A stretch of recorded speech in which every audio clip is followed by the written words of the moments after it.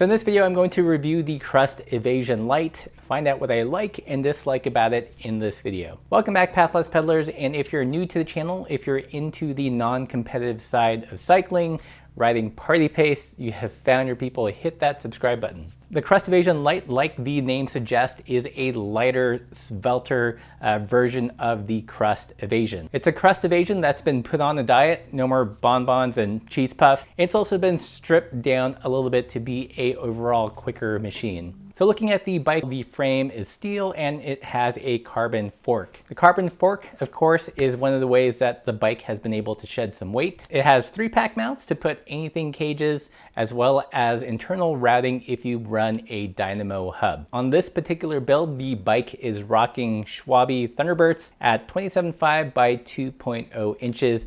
And as you can see, there is tons of clearance left over.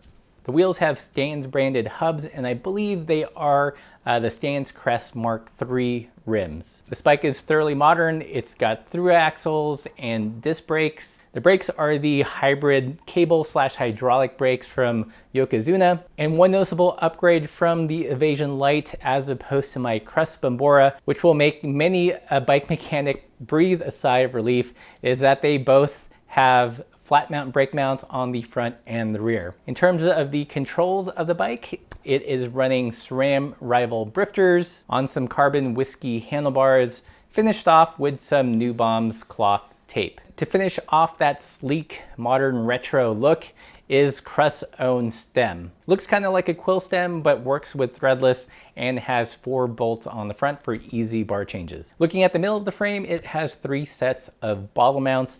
On the rear, it's conspicuously lacking any other mounts there, except for a pair of eyelets that are intended for fender use only. So that is one big change from the Crust Evasion and even the Crust Bombora. The bike is not really designed to take a rear rack. It's meant to be quick and light, as the name suggests. The drivetrain in this build has some carbon cranks, a wolf tooth front chainring, and a Rival rear derailleur setup 1x. This whole package that you see before you weighs in on our scales at just under 21 pounds, which is pretty dang good. It definitely lives up to its name of being light. And I think you can even make it lighter with a carbon seat post and a really light saddle. Probably one of the biggest value propositions of this bike is that you have a lightish frame, but you have the ability to put really fat meats on the bike. So if you're running a 27.5 wheel set, you could run up to 27.5 by 2.8 inches, as long as it has a fairly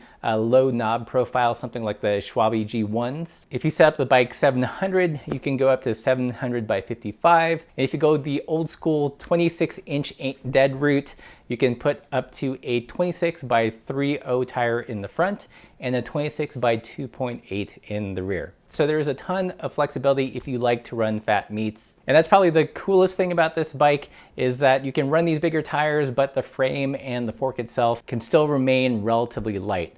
Think of it as a Gorilla Monsoon on a low-carb diet. So that's it for the specs. How does the bike ride? Probably the most noticeable thing to me was the front end handling. On the size small frame, the head tube angle is actually fairly slack at around 69.5 degrees. And when you calculate the trail, it was in the low 80s. So if you're coming from a road bike or a low trail bike, the front end will feel a little bit on the slow side and a little floppy. I felt like once you got the bike up to speed or when you were descending, the bike really came to its own. It's a super stable descender, really eats up the rough stuff. I found that the front wheel didn't get easily deflected when hitting rocks. And because of the generous tire clearance, you just get a ton of suspension from big tires. Where I didn't like the front end handling was during long, steep climbs. Because of the high trail, there was a tendency to slightly wander. I think it's more noticeable if you're coming from a road bike. If you're coming from the mountain bike side of things, it'll just feel like a slacker bike. I think it's a front end that benefits from running a shorter stem than a road length stem and a wider handlebar to kind of counteract that front end flop. It will also make a great candidate for an alt bar. In terms of the rear of the bike, I felt like it was pretty sprightly. It was really responsive on a standing climb, and the bike just generally has a lot of get up and go. I think overall that's one of my favorite things about the bike, is that you get a bike that feels fairly nimble, that accelerates pretty quickly, and it's just generally really responsive, but has massive tire clearance. Okay, so what are the things I like and dislike about the bike? First big like is the aesthetics. I love this beautiful minty slash seafoam color. Probably not to everyone's taste, but such a striking color and really makes that hot pink Crust logo pop. If you already own a Bombora, it would make a great complement to that bike. Another big like is that interesting contrast of having a bike that feels relatively sporty but has massive tire clearance. It kind of reminds me of how I felt about the Midnight Special when I first rode that. But with the Evasion Lite, you get a much lighter bike and much bigger tire clearance.